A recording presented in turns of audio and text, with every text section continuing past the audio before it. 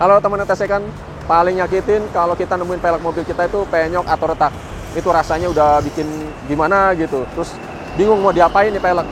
Dan ternyata solusinya tuh nggak susah-susah banget. Karena kalian khususnya yang di Jakarta dan sekitar ya, bahkan nggak perlu keluar rumah untuk bisa mendapatkan pelek kalian bagus lagi. Oh, gimana caranya? Nah, kita ngobrol-ngobrol deh sama Abim dari BK Speedworks di Ruko Bugenville, Kalimalang, Jakarta Timur. Yuk, masuk ke dalam. Teman-teman dengan Bro Abim dari Abim. BK Speedworks. Iya. Nah, gimana nih ceritanya nih? Tanpa keluar rumah, peleknya udah bisa jadi bagus lagi. Bisa, jadi kalau di kita ini sistem pick up delivery berarti Jadi kalau misalkan dia nggak sempet atau dia di kantor nih nggak bisa pergi, kita bisa ambil kantornya. Kan di daerah mana aja kita jemput, asal di Jabodetabek. Jabodetabek tuh seluruh itu kita bisa samperin. Sampai puncak dulu kita pernah. Gitu, pernah? Jauh banget. Iya, pokoknya intinya dia nggak bisa keluar, ini mungkin ada keperluan, nggak bisa keluar atau nggak enak badan atau lagi kerja, kita bisa ambil ke tempat dia lagi yang ada rusaknya ya? Di rumahnya lah. Di rumahnya. Kantornya di rumahnya bisa diambil di mana aja. Ini kena casnya berapa tuh kalau itu tergantung startnya dari 150.000 sampai 350.000 tergantung lokasi. Jauh deketnya itu udah PP, jadi udah kita ambil bisa dibongkarin, kita bawa ke sini lalu selesai diantar lagi ke sana. Oh gitu ya. Nah ngomong-ngomong biasanya nih masalah yang lo temuin apa aja di sini? Biasanya banyak temuin tuh kalau yang parah gitu ya itu peang, bisa bengkok, atau retak, retak rambut, ada lagi yang pecah tuh. Pecah dibenerin juga tuh? Bisa dibenerin juga, sampai kebelah gitu juga bisa dibenerin. Oh ya? Sampai oleng kena batang gitu juga bisa dibenerin, ya, itu juga ada. Oh gitu. Terus juga kita terima repaint juga kan, restorasi gitu. Misalkan pelek mobil ini udah lama, udah pada jamuran, kita pada ngelotok semua. Itu bisa di restorasi kembali seperti semula. Oh. Gitu. Yeah. Jadi nggak cuma rusak aja, tapi bisa dipercantik juga lah istilahnya. Iya, misalkan bisa dipercantik lagi lah. Ibaratnya kita di salon lah kalau orang gitu kan. Nah biasanya tuh penyebabnya karena apa aja yang lo tahu? Kalau peang itu biasanya ngantem lubang. Di tol kadang ada lubang atau nggak dia keluar kota mungkin. Itu mungkin lagi kenceng ngantem lubang gitu, itu bisa peang. Nggak replika, nggak ori pun bisa gitu. Nah kalau pecah itu biasanya hantamannya udah kenceng sekali. Itu kalau di pelek replika ya. Kalau misalnya pelek ori sih jarang pecah kayak gitu. Tapi kalau misalkan dia udah mungkin udah umur udah tua, udah lama, biasanya di tahun produksi tuh. Nah kalau udah lama misalnya 10 tahun, beberapa tahun itu kadang kalau kena hantaman yang kenceng, tingkat kelenturan itu udah nggak ada, dia pecah gitu, biasanya gitu. Nah, kalau misalkan replika ya tergantung replikanya juga. Ada yang kalau buatan lokal nih, buatan Surabaya ada tuh, itu ngantem pasti pecah gitu. Dan pasti udah susah deh untuk dibenerin ya gitu. Kalau udah sampai pecah gitu, kadang pecah-pecah lagi dia. Kalau misalnya buatan Thailand, Taiwan, Cina pun masih bagus sebenarnya. Jadi tergantung material ya? Tergantung material. Nah, tergantung cara bawanya juga sih kembali lagi. Kalau bawaan mobil itu, standarnya mobil itu bisa pecah nggak? Kalau bawaannya mobil pecah sih nggak. Paling peang aja. Kalau misalkan dia ngantem lubang gitu. Itu sih kalau peang itu udah suatu hal yang wajar ya. Karena kan dia emang namanya di jalanan ya kan. Ada lubang nggak kelihatan, kena. Tuh. Dan yang paling dialami biasanya grepes. Tuh, biasanya di pinggiran tuh. Ada nggak lihat trotoar kan. Kena grepes. Lagi mobil-mobil sekarang kan banyak yang tuton tuh yang polis. Tuton warna tuton. Dia kan kalau warna biasa kan tinggal sepet aja udah bening gitu kan udah balik. Kalau tuton itu harus dipolis ulang lagi dia. Gitu. Macem-macem sih. Jadi tantangannya berbeda ya? Nggak cuma sekarang ngecat sama vernis. Enggak, ada polisi juga. Nah ngomong-ngomong kalau biaya perbaikannya berapa aja nih? Range-nya itu? Misalnya dari peang deh. Kalau peang itu start ya 200.000. 200.000? Ya 200.000 per velg. Kalau misalkan peangnya berapapun, kita punya tes 200.000. Dari semua ring, dari kecil sampai besar, kita pukul rata semua harga sama. Kalau untuk retak, itu kalau retak rambut itu 300.000 kurang lebih. 300.000-an lah. Kalau misalkan dia retaknya ada lebih dari 2, misalkan rambutnya ada 5 atau 7, itu ada tambahan tapi nggak banyak lah. Tapi hitungannya satu pelek ya, itu retak itu 300.000. Udah sekalian di press kalau ada peangnya juga. Karena kan sebelum ngelas kita rapiin dulu nih, kita center dulu semua. Udah bulat baru kita las. Nah kalau pecah? Nah kalau pecah sampai gompal gitu, itu start dari 500.000 biasanya. 500.000 sampai 1 juta, tergantung tingkat keparahannya. Berapa banyak bahan yang harus kita keluarkan di pelek itu gitu kan. Misalkan sompal nih, terus hilang gitu, bahan nggak ada, itu kita ngecor nih. Nah, itu biasanya itu agak mahal kayak gitu, 100.000 gitu. Karena kita kadang kanibal dari pelek lain, jadi pelek lain yang udah nggak ada tuannya, udah nggak ada temennya gitu, kita potong, sambung di situ gitu, biasanya kayak gitu. Baru mau tanya itu bahannya apa, ternyata ngambil dari pelek lain ya? Pelek lain. Oh gitu, nggak cari dari... parah. Kalau misalkan somplak-somplak kecil sih dicor pakai manual bisa. Oke. Nah itu biasanya orang pelek pecah tuh dalam rangka apa dia dibenerin lagi? Sampai segitu mau dibenerin ya? Apa karena pelek mahal atau gimana? Ya mungkin karena dia mungkin sayang sama peleknya. Jadi udah mungkin ada histori kali di pelek itu ya. Kedua mungkin dia emang nggak mau ganti. Misalkan itu pelek yang dia suka ya tadi itu. Juga bisa jadi mau dijual. Jadi daripada gua kalau somplak ini jual nggak ada harganya. Gua rapin dulu dah. Kayak dijual ada duitnya gitu. Lu ngomong kalau udah pecah gitu kuatnya tuh? Yang saya alami sih selama ini kuat-kuat aja sih. Itu juga pernah pakai juga, saya beli pelek rusak, saya benerin, saya pakai sendiri juga pernah. Oh ya? Saya buat uji coba juga kan, gimana repairan kita nih gitu kan. Ya alhamdulillah sih nggak ada masalah, kuat. Kecepatan tinggi tuh ya? Tadi kuat, asalkan kita pas benerinnya harus center ya, nggak boleh. Enggak, kalau enggak ya pasti getar dia. Karena yang paling susah itu bikin senternya itu kan? Iya. Kadang kita perlu mesin bubut juga, misalkan habis dilas segala macem, diputar di mesin bubut, ada yang dibubut sedikit biar benar-benar lurus gitu kan. Gitu. Nah, waktu pengerjaannya tuh berapa lama? Kalau hanya repair sih bisa ditunggu, misalkan ngelas, retak atau ngepres bisa tunggu. Tapi kalau misalkan sampai somplak itu mungkin ditinggal 2 hari. Ditunggu tuh dalam berapa jam apa berapa menit gitu? Kalau ngepres paling 15 sampai 30 menit lah. Jadi nggak lama-lama banget ya? Nggak lama banget. Kalau misalkan ngelas mungkin sejam lah. Itu per dia harus matangin dulu. Itu per pelek apa bisa di bareng gitu jadi? Kalau misalkan dia masuk part-partnya bisa bareng, paling ya setengah jam lah kalau ngepres gitu.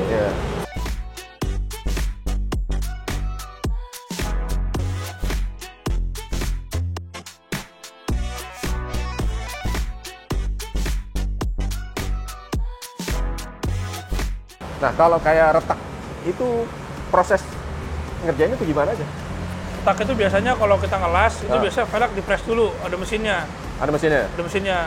Jadi velg itu di-center dulu sampai lempeng. Habis udah lempeng, udah bulat, kan ada retaknya tuh. Itu baru kita las. Jadi velg harus center dulu tetap. Center dulu ya?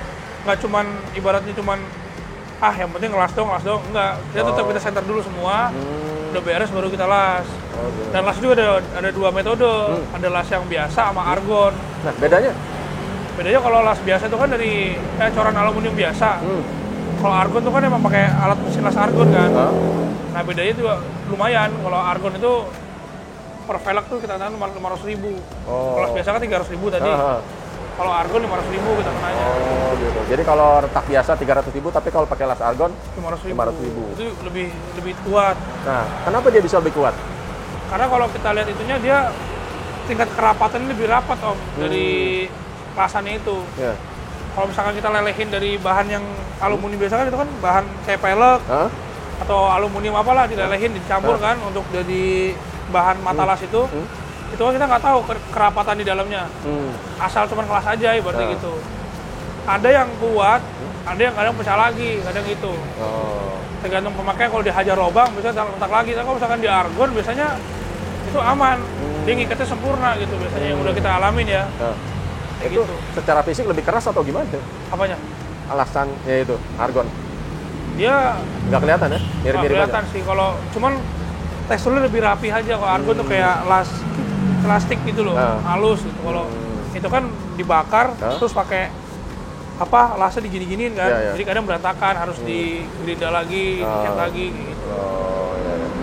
Ngomong-ngomong, konsumen di sini tuh umumnya mobil biasa aja atau emang mobil anak-anak hobi nih? Banyak sih kalangan sih macam-macam. Ada yang bapak-bapak juga ada, yang anak muda ada, yang udah tua pun ada gitu.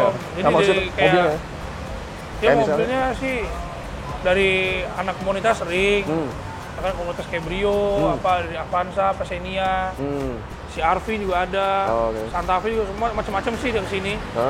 Dari semua kalangan sih. Ya, kayak mobil-mobil supercar juga beberapa kali suka ke sini juga. Oh ya?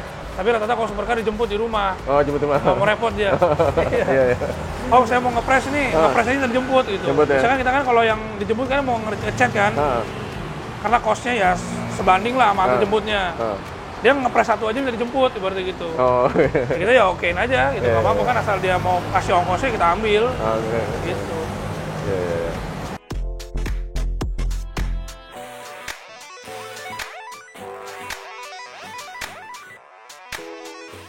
Ya, saya mau nunjukin nih yang biasa kita kerjain di sini. Banyak ini kalau proses pendempulan. Dempulan ya? Ibaratnya lagi QC gitu. Kalau misalkan ada yang kan habis diamplas, epoxy, masih ada yang bocel-bocel gitu kan, itu kita di QC dempul. Biar bukan dempul tebal sih, itu cuma dempul tipis-tipis aja.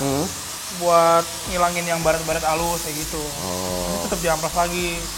Ini mirip sama benerin bodi mobil ya? Iya, jadi diamplas, sama, biar detail gitu. Di epoxy juga gitu? Juga. Nah, ini kemarin habis di epoxy ini.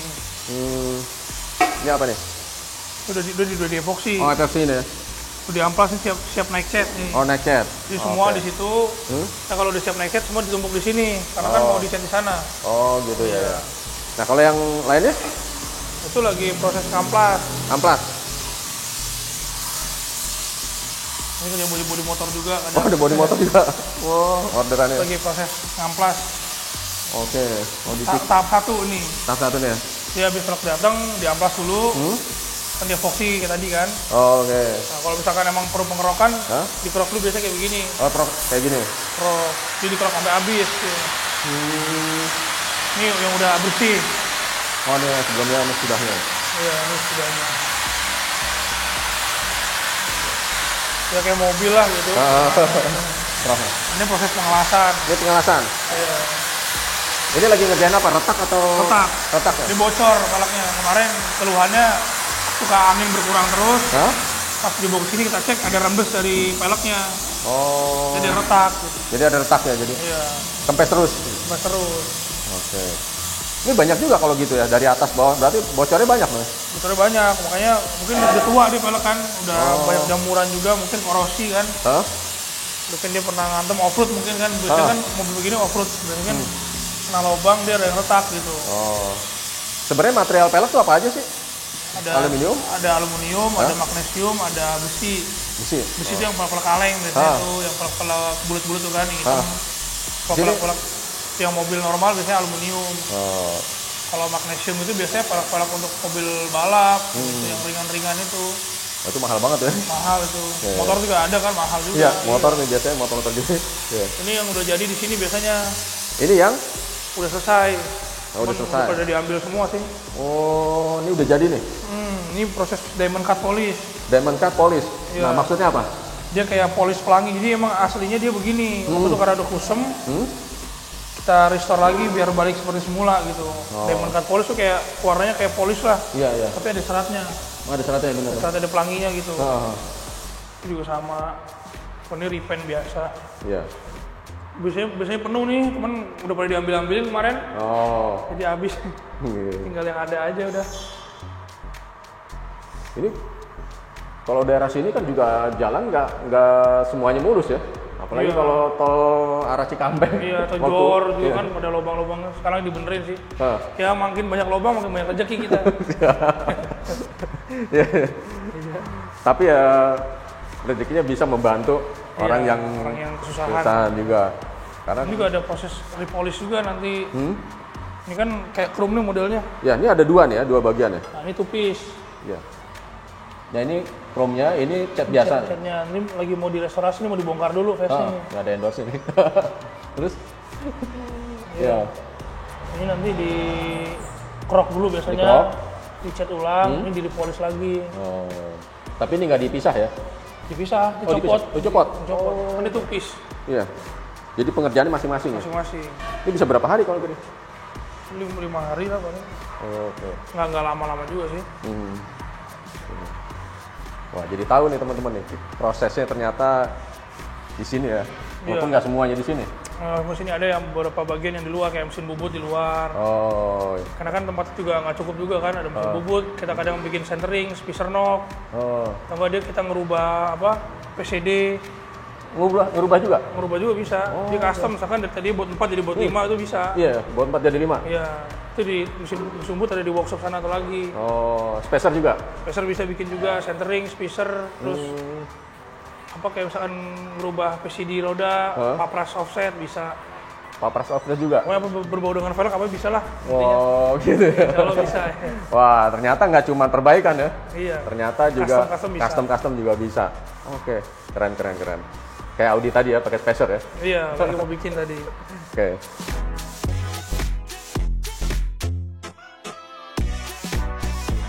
Nah, ngomong-ngomong, gimana nih ceritanya lu bisa nyemplung ke dunia perbaikan pelek? Ya, dulu awalnya kan zaman kuliah, kan? Terus iseng kan banyak waktu kosong tuh, gue jualan pelek. Jualan pelek? Jualan pelek bekas, gitu kan. Suatu ketika dapat kiriman dari luar kota tuh, beli, datang nggak sesuai harapan, jelek, terus nggak mungkin kita jual kan. Nah, kita waktu itu coba cat sendiri, dulu pakai Velok dulu, Samurai itu.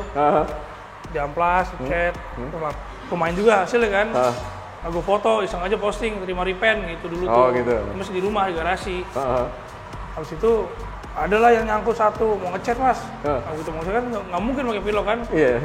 Nah, gue beli lah kompresor kecil sama semprotannya. Itu belajar pertama kali tuh, punya orang. Punya orang tuh? Iya, punya orang pertama kali. Ya gagal, tapi lama juga tuh, ada kali jadi 2 mingguan tuh ngerjain pelek dia. Karena baru pertama kali kan, so dikerok juga, ya kan belum pernah ngerok juga. Akhirnya alhamdulillah jadi, dan selesai gitu. Jadi dia pun puas sama hasilnya gitu. Kedepannya ya udah mulai ngerti lah, karena customer pertama itu dapetnya susah, semuanya dipelajarin di situ. Kedepannya udah tinggal ngerjain. Itu mulai banyak, manggil yang bantuin lah satu gitu kan.